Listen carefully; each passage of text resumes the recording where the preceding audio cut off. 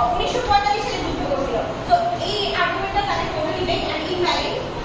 তারপর তাদের third argument যেটা ছিল যে ইউএস লবিং করে একটা যুদ্ধ লাগাতে জাপান আর অন্যান্য কান্ট্রির মধ্যে, এটা অলরেডি মার্কেট এসে বলে গেছে যে এটা যদি আফ্রিকার মতো কোনো কান্ট্রি হচ্ছে যাদের হচ্ছে যে ইন্টারনাল পলিটিক্স এতটাই খারাপ যে ইউএস এটাকে কন্ট্রোল করতে পারবে আর ইউএস ভিতরে ঝামেলা লাগিয়ে দিতে পারবে, মারা দেবে। কিন্তু ইউএস চায় না কোরিয়ার মতো কান্ট্রিকে ম্যানিপুলেট করে জাপানের এগেইনস্টে ওয়ার লাগাই দেবে, টোটালি ইনভ্যালিড। তো তাদের যতগুলো আর্গুমেন্ট ছিল আজকে এই সংসদের প্রত্যেকটা আর্গুমেন্ট ইনভ্যালিড ছিল। এবার আসি আজকের ডিবেটের ক্লাসগুলোতে। আজকের ডিবেটের ক্লাস হচ্ছে তিনটা। ফার্স্ট ক্লাস ছিল যে কোন ওয়ার্ল্ডে জাপানের নেইবারদের সাথে একটা পিসফুল অ্যালায়েন্স ক্রিয়েট হবে, সেটা আঞ্চলিক শান্তি মোশনটা। তার আঞ্চলিক শান্তি মোশন আঞ্চলিক শান্তি বলে সবকিছু বলে রেখেছে।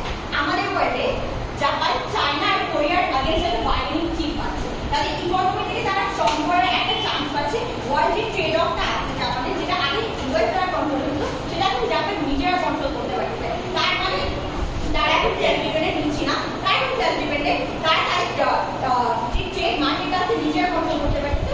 আর জাপানের কিন্তু যে ইউএস মিলিটারি বেস ছিল সেটা চলে যাওয়ার জন্য উল্টায় চায়না আর কোরিয়া বেশি সেফ ফিল করবে জাপানের সাথে কোনো ধরনের বন্ডিং বা জিওপলিটিক্যাল ক্ল্যাশেস থেকে দূরে থাকার জন্য, উল্টা একটা স্ট্রং বন্ড ক্রিয়েট করার জন্য।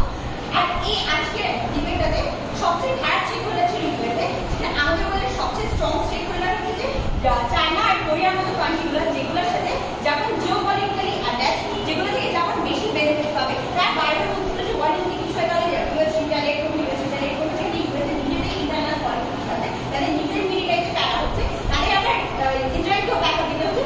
জাপানের কেন ফার্স্ট প্রায়োরিটি, ইউএসএ কেন ফার্স্ট প্রায়োরিটি জাপান থাকবে রিটালিয়েট করার জন্য, সেটা আমরা আসলে বুঝছি না। অন্যদিকে যখন চায়না আর কোরিয়া দেখবে যে জাপান এখন ইউএস দ্বারা কন্ট্রোল না, তারা রিটালিয়েট করতে জাপানকে আরো ইজিয়ার ফিল করবে। আর যেহেতু তারা জানবে তাদের জন্য রিটালিয়েশন আরো ইজি হবে, যদি জাপানের মিলিটারিতে থাকে তাহলে জাপান সেলফ ডিপেন্ডেন্ট হবে। এখানে আসে আমাদের সেকেন্ড আর্গুমেন্ট, যেটা আমাকে বলে গেছে সোভেরেনিটি। জাপানের নিজস্ব সোভেরেনিটি আর সেলফ ডিপেন্ডেন্সি থাকা উচিত। একটা কান্ট্রি 2025-এ এসে তাদের জাস্ট ডিফেন্সের জন্য একটা মিলিটারি আছে, বাট তাদের কোনো এমন মিলিটারি নেই যেটা বর্ডারে কোনো ধরনের গ্যাংটা হয়ে সে সলভ করতে পারে।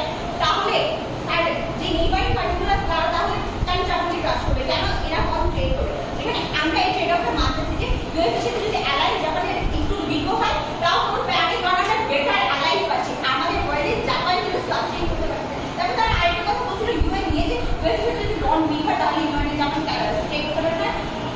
আগে 1943 সালে চলে গেছে। এখন ইউএনে ইউএসএর অত হাত নাই যত হাত রাশিয়া, ডিপিআরকে, ইন্ডিয়া, পাকিস্তান এসব কান্ট্রি আছে। তো জাপান ইউএনে অলরেডি একটা প্রমিনেন্ট মেম্বার। ইউএসএ চলে যাওয়ার জন্য এমন না যে ইউএন জাপানকে